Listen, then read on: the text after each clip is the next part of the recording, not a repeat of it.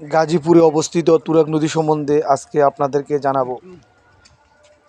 ঘুরতে ঘুরতে বের হইলাম, তাই আপনাদেরকেও দেখানোর চেষ্টা করতেছি। এই তুরাগ নদী গাজীপুর জেলার টঙ্গী অবস্থিত।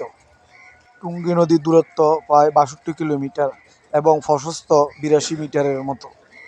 এই টঙ্গী নদী কালিয়াকুর বংশী নদী থেকে উৎপত্তি, আর এটি দুইভাবে বিভক্ত।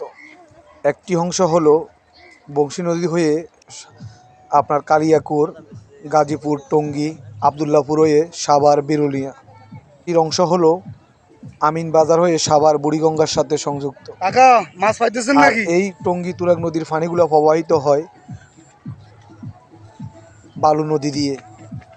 আশেপাশের মানুষের জনপ্রিয় স্থান এই টঙ্গী নদী। এখানে অনেক মানুষ জীবিকা নির্বাহ করে মাছ শিকার করে। আপনারা দেখতে পাচ্ছেন, একটি সময় এই টঙ্গী নদী দিয়েই অনেক মালামাল যাতায়াত করত, কিন্তু এখন কালের বিবর্তনে এখন আর ওইভাবে নদী দিয়ে মালামাল তেমন একটা ফাটানো হয় না।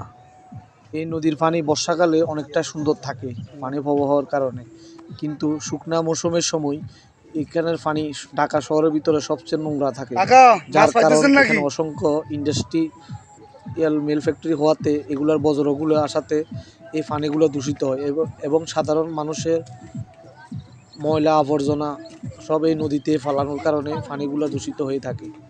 এই নদীর দুই পাশে দৃষ্টিনন্দন কিছু স্থান করছে সরকার, যেগুলো দিয়ে মানুষ যাতায়াত করে। কিছু স্পিডবোট নামানো হয় BMW কর্তৃপক্ষ, বন্দর কর্তৃপক্ষ, কিন্তু এটার সুফল তেমন একটা আসেনি। ভিডিওটা লাইক এবং শেয়ার করবেন। ধন্যবাদ আপনাদের।